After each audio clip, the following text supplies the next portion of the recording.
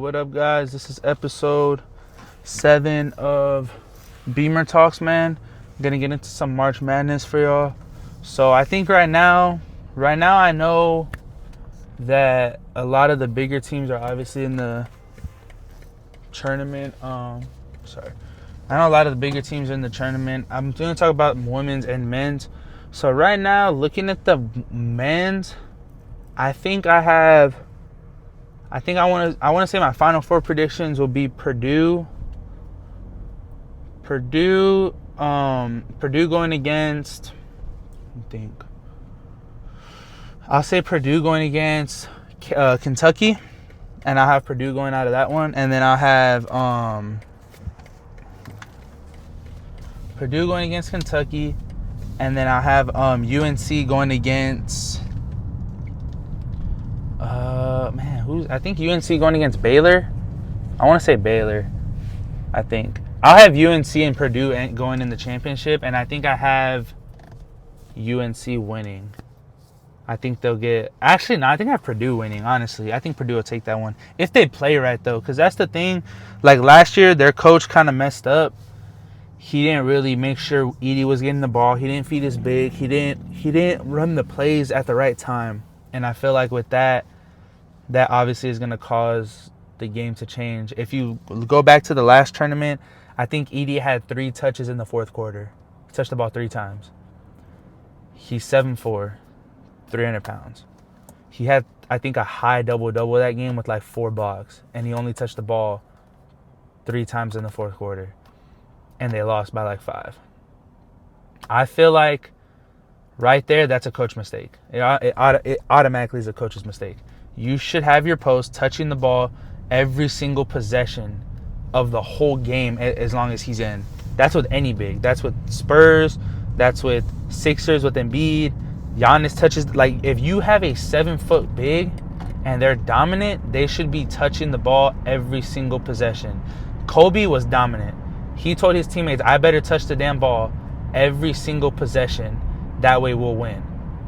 Jordan, same way. Bron, same way. He brings up the ball every possession he's in.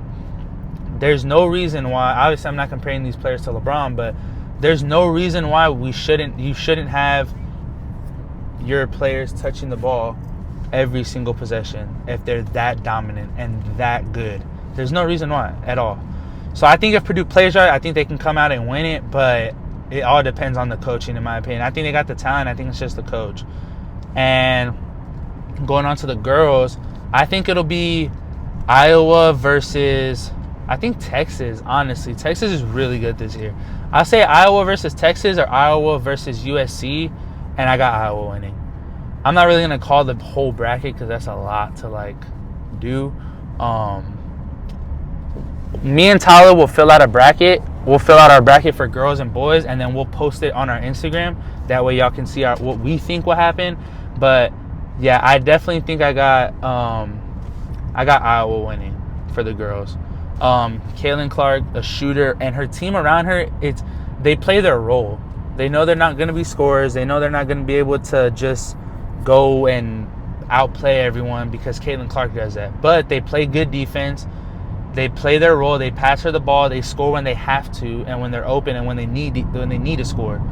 But they don't force anything because they know Caitlin Clark's going to carry most of the offensive load. So they go and they play great defense. A couple of the games that I really sat there and watched, I mainly watch a lot of recap games. But when I sat there and watched a couple of their live games, they went and they played defense as hard as they could. And Caitlin Clark was playing defense, but that wasn't her main focus. That was their main focus. That way Caitlin Clark could use more of her energy on offense. That's a team that knows their role. And when there's a team that knows their role and they're not selfish and they're willing to let their main leader shine, that's a team that's going to go far. An unselfish team is always going to go far. So I think they'll win the whole thing if they play right. It just depends, man, because last year I think in the 64 there was 5 or 6 major upsets, 16, 17 seeds were beating 1-digit seeds. And then I want to say in the Final Four, I think no number 1 teams were in the Final Four. I want to say, if I'm not mistaken. I could be wrong if I'm not mistaken though. But yeah, I definitely think that Iowa can take it. But yeah, guys, So for the men's, I got Purdue national champions, and for the girls, I got Iowa. Y'all let us know down below what y'all think if y'all gotten a chance to look at the bracket. And then me and Tyler will be posting on Instagram each of our brackets for each league. And yeah, guys, so y'all make sure to stay tuned. I got a Boston vlog dropping either Tuesday or Wednesday for y'all, the day 2. And then we also got a mic'd up video, our first win in the men's league. That'll also be dropping either Tuesday or Wednesday. And then obviously another Beamer Talk will be dropping Wednesday. And yeah, guys, we appreciate y'all, man. Y'all make sure to like, comment, and subscribe. Let us know what else y'all want us to talk about in these videos. And I'll be pushing to stop, but I hope y'all always push to start, man. I appreciate y'all.